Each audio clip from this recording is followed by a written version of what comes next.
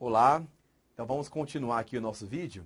Nós vamos então agora, no artigo 5º, no artigo 6º da LDB, entender então como que algumas atribuições que o poder público tem na sua esfera de competência, na sua esfera municipal, estadual, distrital ou federal. O que ele tem que fazer no artigo 5º? O que ele coloca em relação a isso? Na sua esfera de competência, o poder público tem que recensear a população em idade, as crianças e adolescentes, bem como os jovens e adultos, né, que não completaram a idade, a escolarização na idade certa, tem que fazer o censo escolar, então, de todos esses, das crianças, jovens, adolescentes, né, que estão em idade escolar, bem como os jovens e adultos que não concluíram a educação na idade certa. Então, de todos aqueles que estão na educação, desde infantil até a EJA, precisam passar pelo censo escolar. Né? É fundamental o censo escolar. Chamada pública também. O que é chamada pública? Tem que fazer a chamada dos alunos publicamente. Ou seja, quando o professor fala fulano, fulano, fulano, na sala de aula, chamando, presente, né? Ou seja, a chamada para os alunos não pode ser feita escondida, só o professor fechado. Ele tem que fazer publicamente a chamada dos alunos diariamente. É pública a chamada, não pode ser escondido. E também compete ao poder público zelar junto aos pais responsáveis pela frequência do aluno na escola. Né? E isso está no artigo 5º. Esse é o mais importante que está no artigo 5º. No artigo 6º, é uma questão também fundamental também sobre educação, que a coloca como um direito público subjetivo. A Constituição diz isso e a LDB corrobora. O que significa educação ser um direito público subjetivo? Significa o seguinte, que é dever de todo o cidadão, qualquer cidadão, recorrer ao Ministério Público, às instâncias superiores do poder público, sempre quando a educação não estiver sendo oferecida. Quando a educação obrigatória não estiver sendo oferecida, é dever de todos nós que somos corresponsáveis pela educação. Por isso que significa educação como direito público subjetivo, significa que todos são responsáveis pela educação e pelo seu fornecimento. Então é dever de qualquer cidadão pode recorrer ao Ministério Público ou a outros órgãos competentes quando a educação básica não estiver sendo oferecida.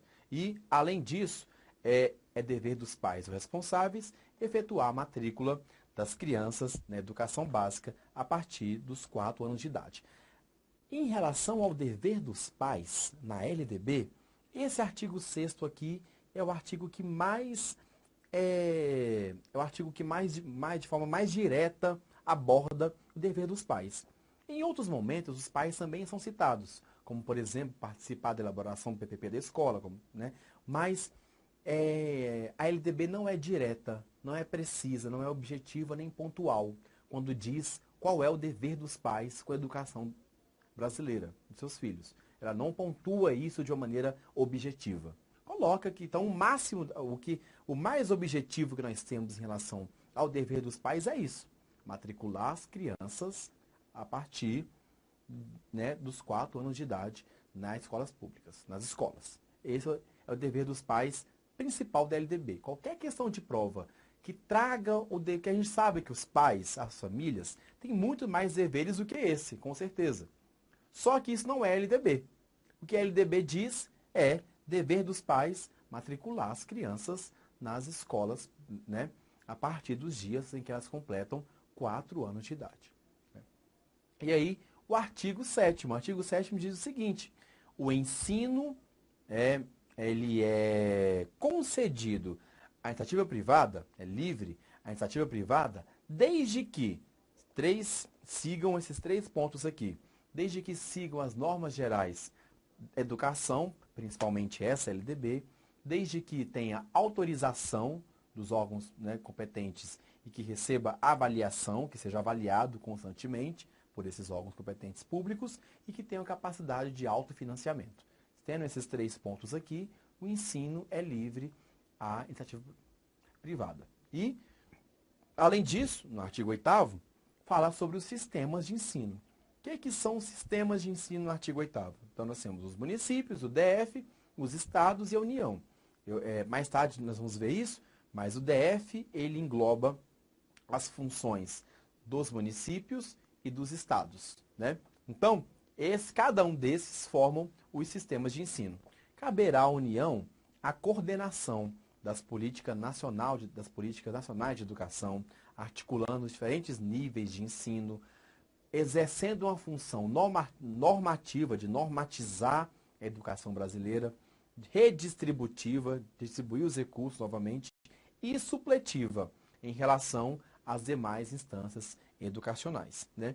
E segundo é que os sistemas de ensino terão liberdade de se organizar, é claro, a sua educação, desde que estejam dentro desta lei. Eles têm liberdade de organizar. Se a prova trouxer que os sistemas municipais devem seguir o que o Estado falou, ou que o sistema estadual deve seguir apenas o que o MEC colocou e não tem liberdade de se organizar, está falso. Estados, municípios e o DF, e também a União, têm liberdade para organizar os seus sistemas de ensino, desde que sigam essa lei. Então, nós temos aqui uma educação descentralizada. Essa questão é fundamental. Não é uma educação centralizada, é uma educação não é federalizada, é uma educação descentralizada, na qual os sistemas de ensino, os municípios, os estados, o DF e a própria União têm essa liberdade de organizar o seu ensino. Qualquer questão de prova que trate a educação brasileira como algo federalizado, centralizado apenas, porque existe um MEC, falso, né? Os sistemas têm essa liberdade. Então, nós vamos ver agora, artigo 9º, as competências da União. Artigo 10º, as competências dos estados. Os estados não é o Estado brasileiro, são os estados mesmos, as unidades federativas. Artigo 11º, as competências dos municípios. Artigo 12º, as competências das escolas. E artigo 13º, as competências dos professores. E vamos ver que questões de prova podem ser extraídas desses artigos aqui. Vamos ver. Em primeiro lugar, a União compete o quê? Elaborar o Plano Nacional de Educação, que tem validade de 10 anos. Né? Compete à União fazer isso. Nós tivemos agora, em 2014, um PNE, um Plano Nacional de Educação, que foi elaborado pela União, encaminhado ao Congresso, passou por várias tramitações, vários anos tramitando, inclusive, muitas discussões acaloradas sobre isso. Em 2014, agora, nós temos, então, um Plano Nacional de Educação que vai reger a educação brasileira, né, num projeto de educação brasileira por um longo tempo. Além disso, compete à União organizar, manter, desenvolver os órgãos e instituições oficiais do Sistema Federal de Ensino, né? Além disso, prestar assistência técnica e financeira aos estados, ao DF e aos municípios, para o desenvolvimento de seus sistemas de ensino, né? De preferência ao atendimento da escolaridade básica, exercendo a sua função redistributiva e supletiva. Além disso, compete à União também elaborar as diretrizes curriculares nacionais para a educação infantil, para o ensino fundamental e para o ensino médio, para a educação básica, né? Compete à União fazer isso. E tudo isso, ela traz as diretrizes curriculares nacionais, nada mais são do que a base nacional comum do currículo. Nós vamos ver mais tarde. Então, compete à União as diretrizes curriculares nacionais, a base nacional comum da educação infantil, do ensino fundamental e do ensino médio. Além disso, compete à União também coletar e disseminar informações sobre a educação brasileira. Compete à União fazer a avaliação do rendimento escolar, né, no ensino fundamental, no ensino médio e também no superior. No fundamental e no médio nós temos principalmente o SAEB e a ANRESC, né, a avaliação do rendimento escolar. A ANRESC, que é a Prova Brasil, que cumpre essa função. Não só a ANRESC, temos também a NEB, a ANA, né? Então, ou seja, compete à União a avaliação do rendimento escolar em todos os níveis da educação brasileira. Baixar normas gerais de graduação e de pós-graduação E avaliar as instituições de educação superior. Compete à União fazer isso. Autorizar, reconhecer, credenciar e supervisionar, avaliar os cursos de instituição de educação superior. Compete à União.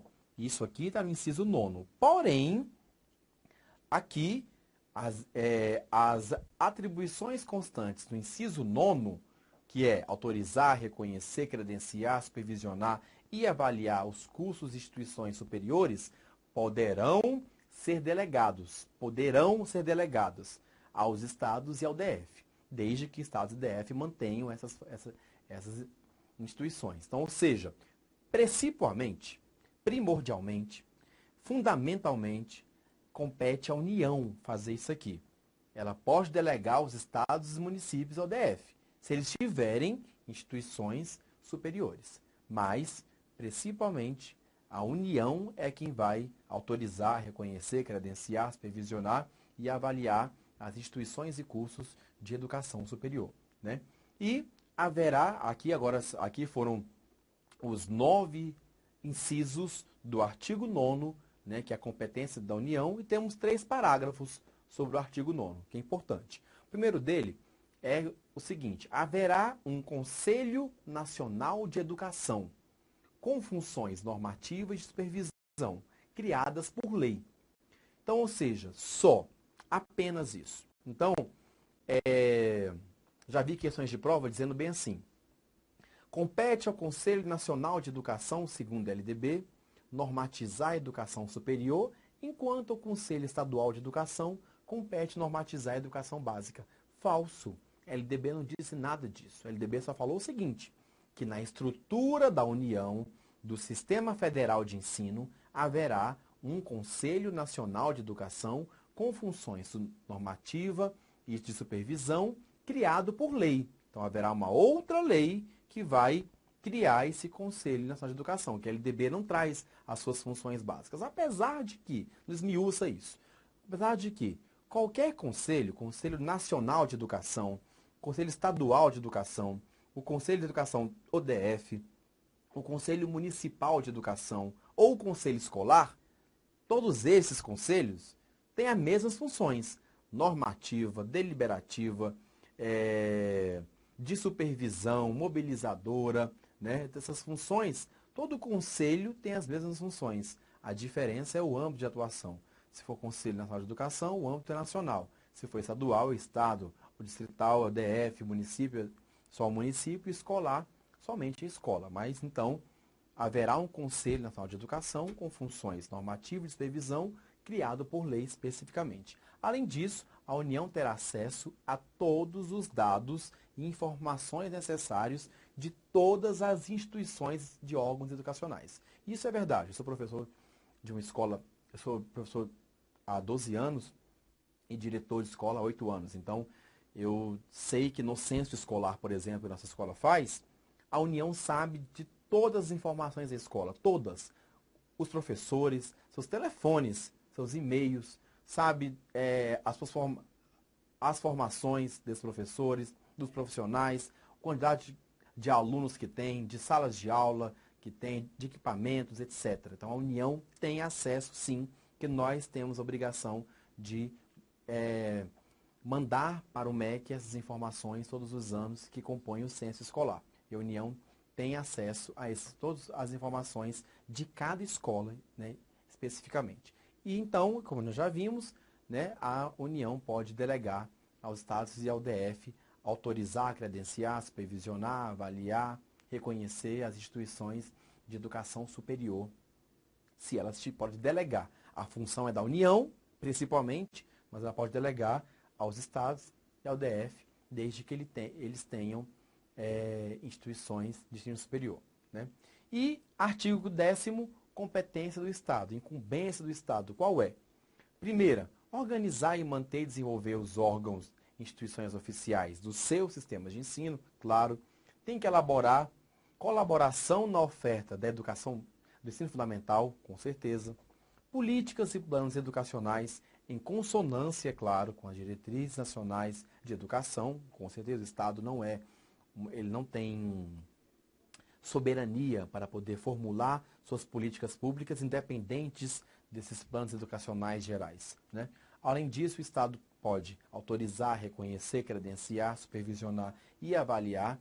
Quando eu falo respectivamente, porque isso aqui é um processo que está acontecendo, que é algo que segue etapas. Primeiro se autoriza, depois se reconhece, credencia, supervisiona, avalia. Então é um processo que ocorre por essas etapas aí.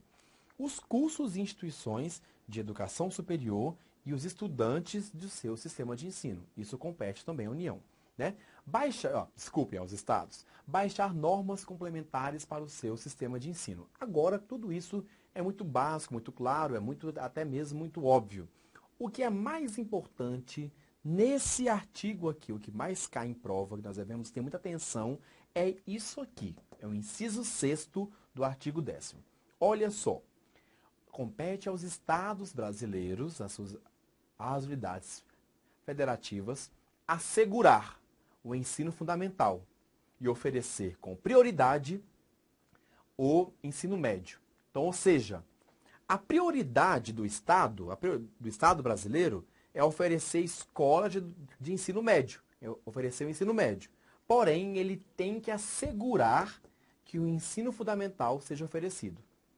Seja oferecendo, o próprio Estado oferecendo, seja dando condições para que os municípios ofereçam, seja como for. Mas o Estado precisa assegurar que o ensino fundamental seja oferecido. Mas a prioridade dele mesmo é o ensino médio. Então, oferece o ensino médio com prioridade e assegura que o ensino fundamental nas suas escolas, aquele estado, aconteçam, sejam oferecidos. É essa a grande questão que precisa ser entendida aqui, né, nesse inciso 6º, tá? E o transporte escolar, se a escola for estadual, o transporte escolar é o Estado quem tem que assegurar. Se a escola for municipal, é o município quem responde pelo transporte escolar, tá? Então não já vi questão de prova dizendo assim, o Estado tem que oferecer o transporte escolar de todos os municípios que compõem a sua unidade federativa. Não. Os estados respondem pelo transporte escolar das escolas estaduais, dos municípios, das municipais. E além disso, o DF, como nós já sabemos, reúne as competências dos estados e dos municípios, né? Além disso, nós temos aqui, então, no artigo 11º, as competências dos municípios agora. Organizar, manter e desenvolver os órgãos e instituições oficiais dos seus sistemas de ensino, com certeza. Exercer uma ação redistributiva dos recursos, por exemplo, em relação às suas escolas que são vinculadas àquele município.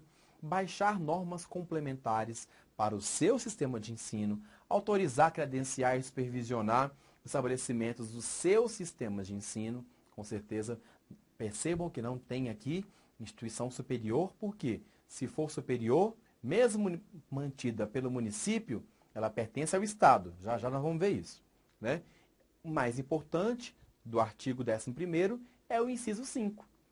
O município ele tem que oferecer a educação infantil para a população. Porém, a prioridade é o ensino fundamental. Então, prioridade é o fundamental, mas ele também tem que oferecer o infantil. Vamos dizer, caso sobre recursos, condições, né? Vamos colocar assim, a lei ainda está desse jeito, para vocês entenderem melhor.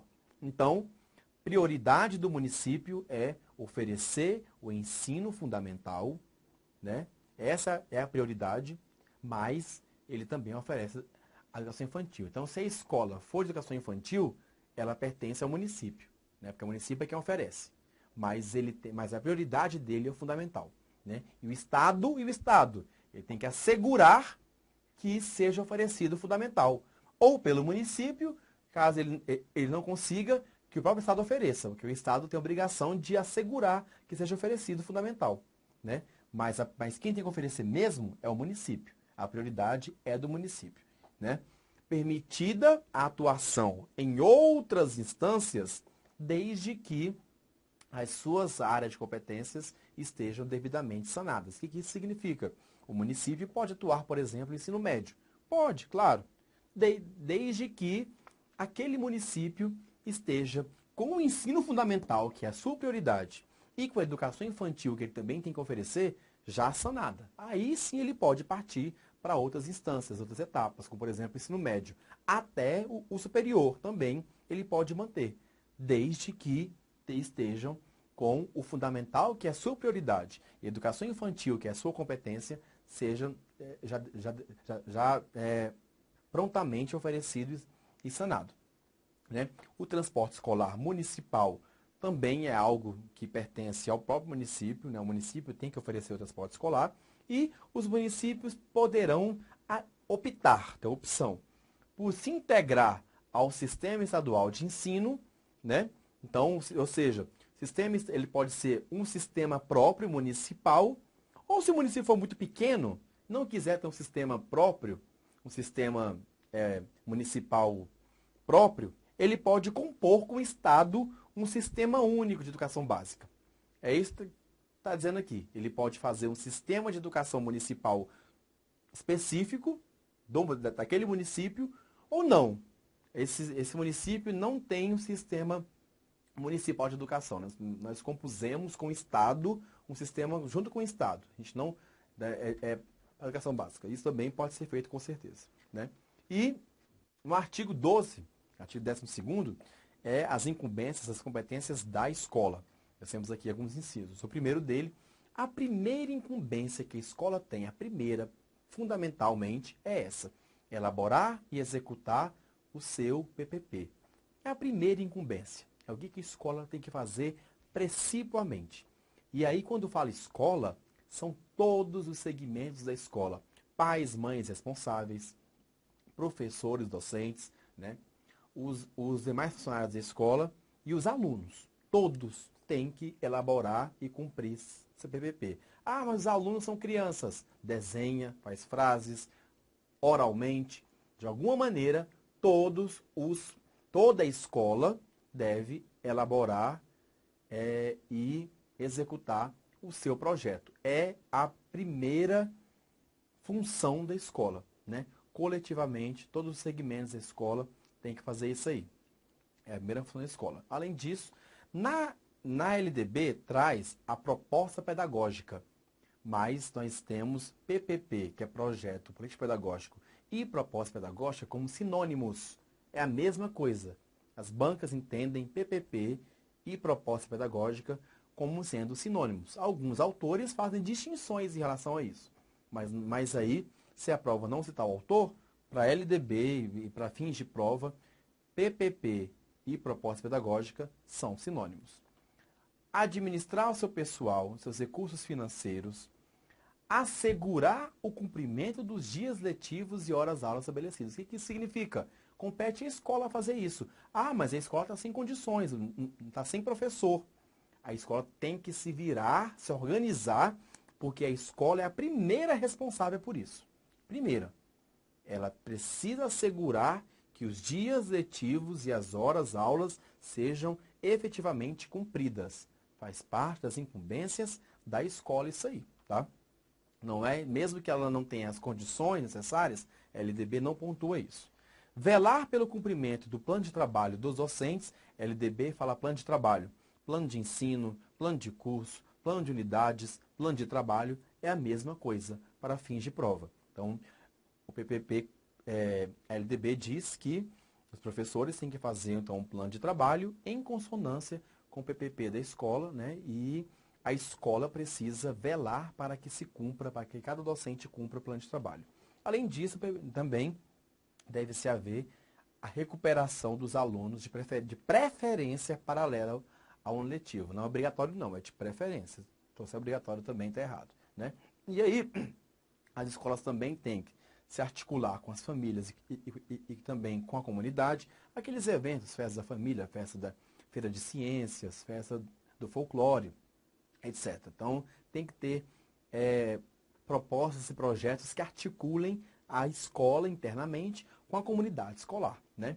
Tem que informar pai e mães, que também é outra alteração que nós tivemos em 2013. Informar pai e mãe. conviventes ou não, sobre o rendimento dos alunos, a frequência e a proposta pedagógica da escola. Ou seja, antigamente se informava só o pai, ou só a mãe, ou só quem matriculou, ou se fossem separados, só um deles. Hoje não. É incumbência, dever, competência da escola informar os dois, o pai e a mãe, conviventes ou não, sobre frequência, sobre rendimento e sobre o PPP da escola. Além disso, a escola tem que notificar o conceito, lá na LDB diz as instâncias necessárias, superiores, né?